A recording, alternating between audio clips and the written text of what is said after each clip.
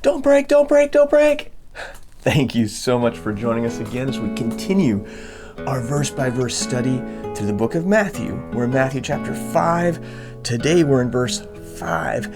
So we've been seeing these Beatitudes, the blessings, kind of this stair step as we are growing closer to God. That narrow and difficult way, that path, He's actually given us. He's provided it for us on how to get closer to Him. Remember the first one, blessed are the poor in spirit. You and I have nothing to give. We cannot get to heaven on our own. We are so broke, spiritually bankrupt. We're poor. And the next one, blessed are those who mourn. The reason we're poor and broken and spiritually bankrupt is because of our sin. And as we start to mourn our sin, that's the second one. The third one is what we're at this morning. Blessed are the meek, for they shall inherit the earth. So when you kind of do a word study on this meekness, it's talking about specifically an incredible humility to God. Humility, humbling your will to His will. The best word for this is broken.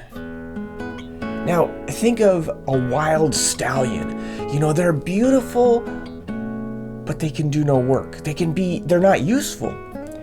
But when a horse trainer will capture a wild stallion and will break it, then that horse can do amazing things, racing and jumping or pulling things or doing amazing work type things. Now, think about this in our Christian walk.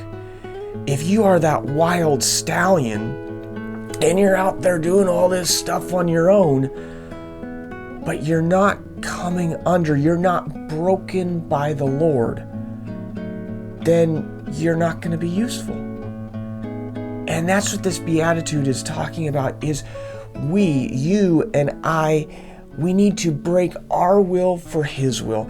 We need to humble ourselves to that. And so we're finding out that we can't do it on our own. We're spiritually poor.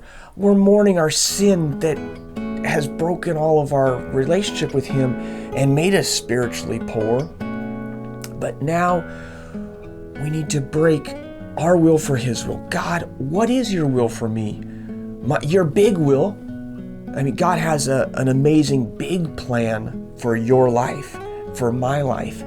God has a detailed plan even for today. God, what do you want for me today?